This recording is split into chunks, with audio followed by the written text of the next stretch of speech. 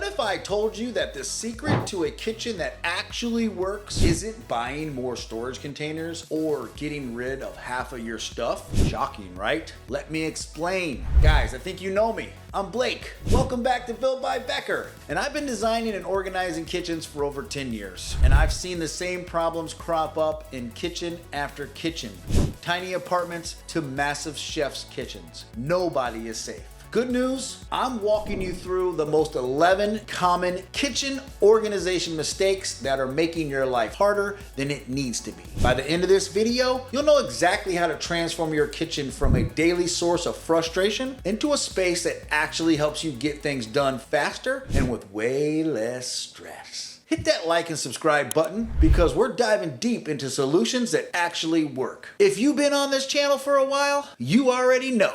The first mistake is not defining work zones. This applies to every space in your home. Let me paint you a picture. You're making dinner. You grab ingredients from the fridge. You walk to the far side of the kitchen to get a knife. Then you trek back to the other counter to start chopping, only to realize that you need a bowl that's stored near the stove. Whew, that's exhausting. And it happens because your kitchen doesn't have proper work zones. Here's the thing about work zones. They're not just some fancy design concept. They're based on how you actually move and work in your kitchen. Prep zone should be your command center. This is where you wash vegetables, chop ingredients, and assemble everything before cooking. Stock. This is the area where cutting boards, sharp knives, mixing bowls, measuring tools hang out. And then your cooking zone centers around the stove, the oven, and it keeps your pots, pans, cooking utensils, oils, spices within an arm's reach. Finally, your cleaning zone revolves around the sink, and you should house dish soap, sponges, drying towels, and a dishwasher.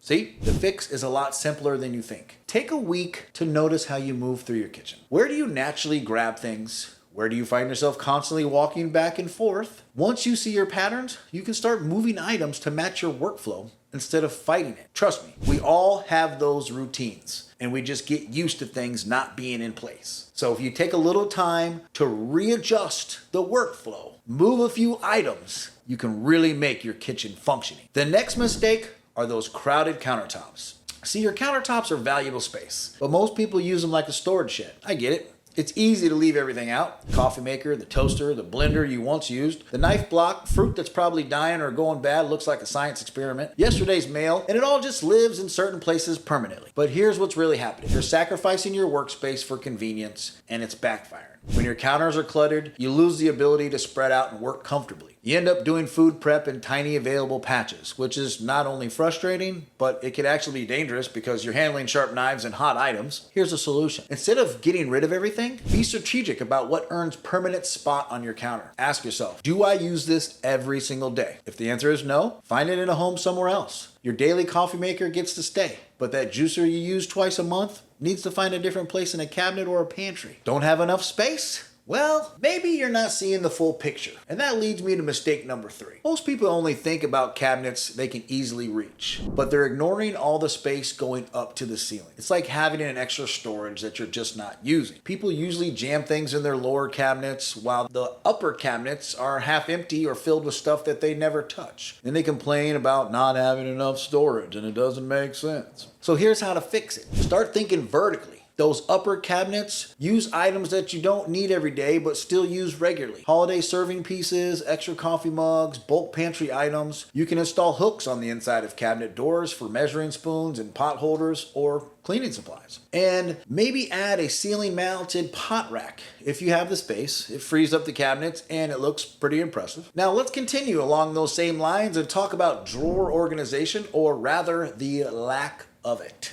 Drawers are basically the junk rooms of the kitchen. They look fine from the outside, but once you open it up, woo, it's total chaos inside. You know exactly what I'm talking about. That drawer where rubber bands, twist ties, batteries, old things, and random kitchen stuff all live together in one mess. And no, the problem isn't that you don't have enough drawers. It's that you don't use your drawers effectively. Without proper dividers and organizational systems, drawers become black holes where items go to disappear forever. You end up buying duplicate items because you can't find what you've already buried in those drawers. The fix is understanding that different drawers need different organizational strategies. Your silverware drawer probably already has a divider. That's great, but don't stop there. Your junk drawer needs small containers or dividers to separate different types of items. The deep drawer with all your cooking utensils needs adjustable dividers or a pegboard system to keep everything visible and accessible. You got it? It's about small changes. Now, on to mistake number 5. This one really bugs me. It just creates so much extra work. So let's say that your pots are in one cabinet, your lids are somewhere else, and your pot holders are in a drawer on the other side of the kitchen. When you want to cook, you're basically doing a workout just to gather what you need. And the same thing happens with dishes. Plates in one cabinet, bowls in another, glasses somewhere else. None of that makes any sense. The good news is the fix is pretty simple. Store things where you actually use them and keep related stuff together. All your pots, pans, and lids should be in the same area, preferably near your stove. Dishes and glasses should be close to both the dishwasher and where you eat. Makes setting the table way easier. But be careful, okay? Because that's how you fall into mistake number 6, neglecting your deep cabinets. Deep cabinets are great, terrible at the same time. They give you tons of space, but without some kind of a system, they turn into black holes where more stuff goes to disappear. Now, you know you have a slow cooker in that corner cabinet somewhere, but finding it means you have to pull out half of your kitchen. The problem with deep cabinets is that the items in the back become functionally invisible. You can't see them, you can't easily reach them, and eventually you forget that they exist. This leads to you buying duplicates and wasting both money and space. What really works here is pull-out shelves or drawer systems. I love them. They actually make deep cabinets usable. With pull-out shelves, you can see and reach everything without having to play Tetris with your cookware. But if pull-out systems aren't in your budget right now, try using bins or baskets that you can pull out entirely. Label them clearly so you know what's inside without having to dig through them every day. Now,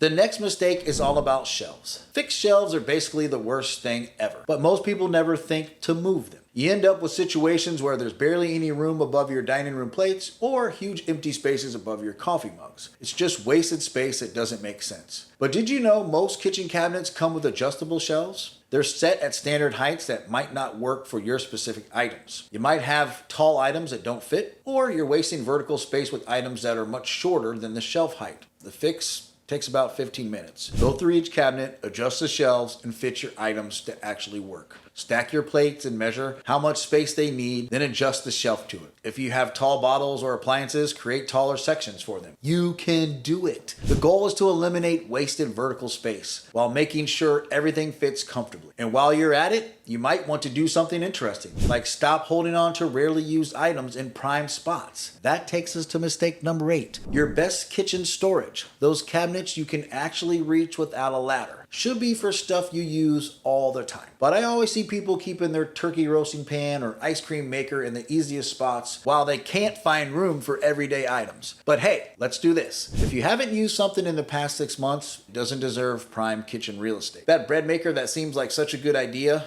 if it's been gathering dust for 2 years, it needs to be put out of your main cabinet space or given away, maybe garage sale. So daily items can get the best spots. Eye level, easy to reach. Weekly items can go in slightly less convenient locations. Monthly or seasonal items should be stored in higher cabinets, the back of a deep cabinet, or even outside the kitchen entirely. Now, speaking of areas within the kitchen, mistake number 9 has to do with the trash and the recycling. Now, we have an entire video on this. We either go with pull out or trash cans that are visible in the kitchen. The comments were hilarious on those last video. Yes, you can mess this up too. Even something that's simple and pure as common sense. The thing is that nothing screws up your kitchen flow like having to walk across the kitchen every time you need to throw something away. But I see trash cans stuck in the most random corners, nowhere near where people actually prep food. Either you're constantly interrupting your cooking to make trips to the trash, or you start piling up scraps on the counter, which creates more cleanup later. Neither option is great.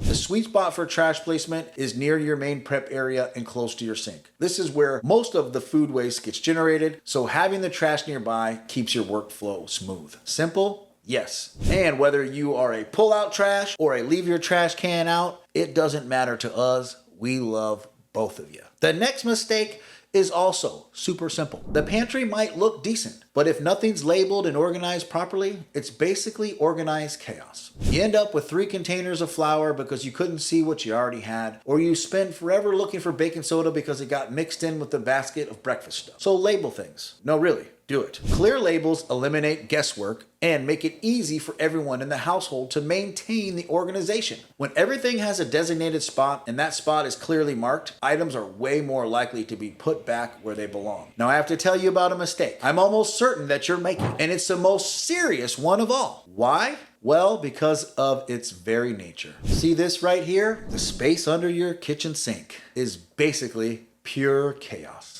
It's dark, awkward to reach, and somehow both overcrowded and underused at the same time. It turns into a graveyard for cleaning supplies, half-empty bottles, random items with no real home, all crammed into a space that no one wants to deal with. But it doesn't have to be that way. All this space needs is a smarter setup. Use stackable bins or drawers that work around the pipes. A tiered shelf helps you choose the height and make sure that everyday stuff like dish soap, sponges are easy to grab. Done! We just went over 11 mistakes that turn your kitchen into chaos and fixed them under 12 minutes. If you want more videos like this, let me know in the comments which other areas of your home you'd like me to be talking about. Don't forget to like this video, and if it was helpful, subscribe for more practical design tips that actually work in real homes. Thank you for watching.